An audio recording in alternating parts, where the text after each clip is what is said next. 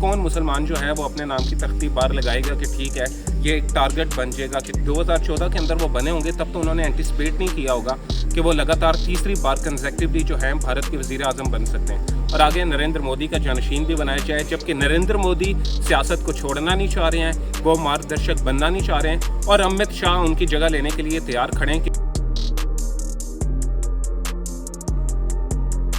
दुनिया के अंदर सबसे खतरनाक खेल कौन सा है? आप सोचेंगे कि मैं आपको रग्बी या MMA या दूसरे किसी खेल के बारे में ये वीडियो में बताने लगा हूँ, लेकिन ऐसा नहीं है। दुनिया में सबसे खतरनाक खेल सियासत का है। ये वो खेल है जिसके अंदर कोई मोरालिटी नहीं है, कोई इखलाकियात नहीं है। पंजाबी में एक मुहावरा इस्तेमाल होता है, फुटन यार ते करन ख्वार, यानी जितना आपको विदिन टूट फूट से नुकसान पहुंच सकता है उतना आपको बाहर का कोई नुकसान नहीं पहुंचाता। मैं बात करना चाह रहा हूँ योगी आदित्यनाथ की और नरेंद्र मोदी की, और इस वक्त बीजेपी के अंदर क्यों रस्साकशी चल रही है और दो धड़े बने हुए हैं। सबसे पहले तो आपको ये अपडेट देता चलूँ कि योगी आदित्यनाथ ने पूरे जो प्रदेश है जिसकी आबादी लगभग पाकिस्तान के बराबर है, उसमें ये ऑर्डर जारी किए हैं कि वहाँ पे जितने भी दुकानदार हैं, रेडी वाले हैं, ठेले वाले हैं, वो अपना ओनर जो है वो अपने नाम की तख्ती अपने कारोबार के बाहर लगाएगा ताकि ये पता चल सके कि वो किस धर्म से, किस रिलीजन से ताल्लुक़ रखते हैं। उनका कहना यह है कि आगे कावड़ यात्रा जो होने जा रही है, हिंदू मजहबी त्यौहार 1 महीने के लिए, उसके अंदर जो मुसलमान दुकानदारों की मौजूदगी है उनके मजहबी मकामात के पास, मंदिरों के आसपास, वो उसे भ्रष्ट कर रही है, उसे नापाक कर रही है। अपने पूरे जो प्रदेश के, जो सूबे के मुसलमान दुकानदार हैं, उन सबको एक तरह से गैर एलानिया छुट्टी पर भेज दिया है, क्योंकि जाहिर सी बात है जब इस तरह की यात्रा निकल रही होगी, उसके अंदर रैलियाँ होंगी, एक फ़िरका वराना तशद्दुद का माहौल होगा, तो उसके अंदर कौन मुसलमान जो है वो अपने नाम की तख्ती बार लगाएगा कि ठीक है ये एक टारगेट बन जाएगा कि ठीक है इसकी दुकान को तबाह करना है। ऐसे बहुत से वाक़यात पेश आते हैं। बहरहाल अपनी स्टोरी की जानिब वापस चलते हैं। 2014 के अंदर जब नरेंद्र मोदी बरसर इक़्तिदार आए थे तो उनके ऊपर बीजेपी के 2 बड़े लीडरान थे जिनका नाम था लाल कृष्ण आडवाणी और मुरली मनोहर जोशी।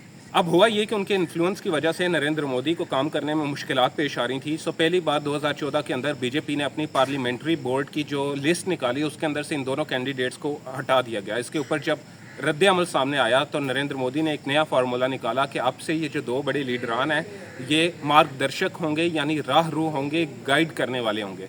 इस तरह से उन्हें फाल सियासत से निकाल बाहर किया। इसके अंदर बेसिकली 3 नाम थे, लाल कृष्ण आडवाणी, मुरली मनोहर जोशी और अटल बिहारी वाजपेयी।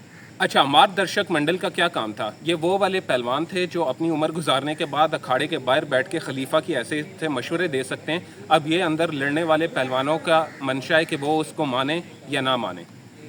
आपको ये भी बताते चलें कि नरेंद्र मोदी ने ये फार्मूला निकाला था कि जो भी लीडर 75 साल का हो जाएगा वो मार्गदर्शक बन जाएगा। 2014 के अंदर नरेंद्र मोदी आए पावर के अंदर, उनकी साइट के अंदर अगले सिर्फ 5 साल थे। उसके बाद 2019 के अंदर वो दोबारा पावर के अंदर आए और उनकी साइट के अंदर दोबारा 5 साल थे। 10 साल उन्होंने 2 बार टर्म को एंजॉय किया और अब 2024 के अंदर वो दोबारा वज़ीर आज़म बन चुके। जब 2014 के अंदर वो बने होंगे तब तो उन्होंने एंटिसिपेट नहीं किया होगा कि वो लगातार तीसरी बार कंसेक्टिवली जो है भारत के वज़ीर आज़म बन सकते हैं। अब हो ये रहा है कि अगले साल 2025 के अंदर नरेंद्र मोदी हो रहे हैं 75 साल के और अब वो अपने कानून की ज़द के अंदर आ जाएंगे क्योंकि उन्हें भी मार्गदर्शक बनना पड़ेगा और फाल सियासत को खैर बात कहना पड़ेगा। अब 2 धड़े बंदे चल रही हैं। उनकी एक तो गद्दी की जो लड़ाई है वो शुरू हो चुकी है जिसके अंदर 2 बड़े नाम हैं, वो हैं योगी आदित्यनाथ और वज़ीर दाखिला अमित शाह के। अमित शाह जो हैं इस मामले में मीटिंग्स वगैरह कर रहे हैं और योगी आदित्यनाथ भी फाल हुए हैं। लेकिन योगी आदित्यनाथ के ऊपर एक चार्ज ये है कि 2024 के लोकसभा इंतखाबात के अंदर 80 सीटों के अंदर से 77 सीटों का टारगेट रखा हुआ था बीजेपी ने और उसके इत्तेहाद NDA ने, लेकिन उसके अंदर से उन्हें सिर्फ 33 बीजेपी को सीट्स नसीब हुई हैं। तो ये कहा जा रहा है कि योगी आदित्यनाथ की कारकर्दगी बड़ी ख़राब थी। बहरहाल मेरा अंदाज़ा ये है कि योगी आदित्यनाथ को आने वाले 1 से 2 महीनों के अंदर जो इस मंथ के एंड के ऊपर ज़िमनी इंतखाबात हो रहे हैं उसके बाद उन्हें साइड पे कर दिया जाएगा, खुडे लाइन लगा दिया जाएगा, जिस तरह नरेंद्र मोदी ने लाल कृष्ण आडवाणी को और मुरली मनोहर जोशी को खुडे लाइन लगाया था।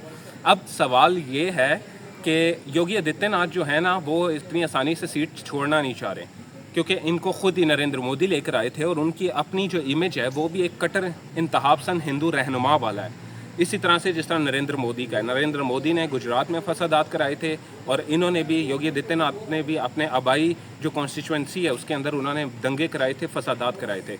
अब हो ये रहा है कि योगी आदित्यनाथ जो हैं वो ये कहना चाह रहे हैं कि मुझे कायम रखा जाए उत्तर प्रदेश की वजारत आला के ऊपर और आगे नरेंद्र मोदी का जानशीन भी बनाया जाए। जबकि नरेंद्र मोदी सियासत को छोड़ना नहीं चाह रहे हैं, वो मार्गदर्शक बनना नहीं चाह रहे हैं और अमित शाह उनकी जगह लेने के लिए तैयार खड़े हैं क्योंकि बीजेपी के जो सदर हैं JP नड्डा उनकी मुद्दत भी ख़त्म हो गई है और अब दिसंबर 2024 के अंदर बीजेपी को अपना एक नया सदर मुंतखब करना होगा।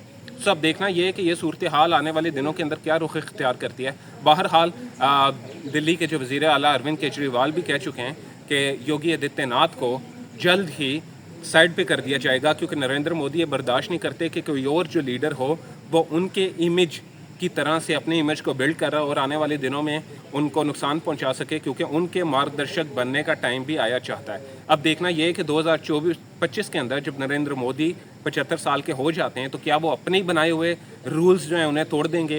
राजनाथ सिंह भी 75 साल के हो जाएंगे, क्या वो भी मार्गदर्शक नहीं बनेंगे? और अगर वो एक्टिव रहेंगे तो विद इन बीजेपी उनको कितना ब्लो बैक आएगा? ये स्टोरी है जिसकी अपडेट्स मैं आपके साथ शेयर करता रहूँगा। अपना ख्याल रखें। आपका दोस्त अब्दुल्ला शाद आपके खिदमत में एक नई वीडियो के साथ हाजिर होगा। अल्लाह हाफ़िज़।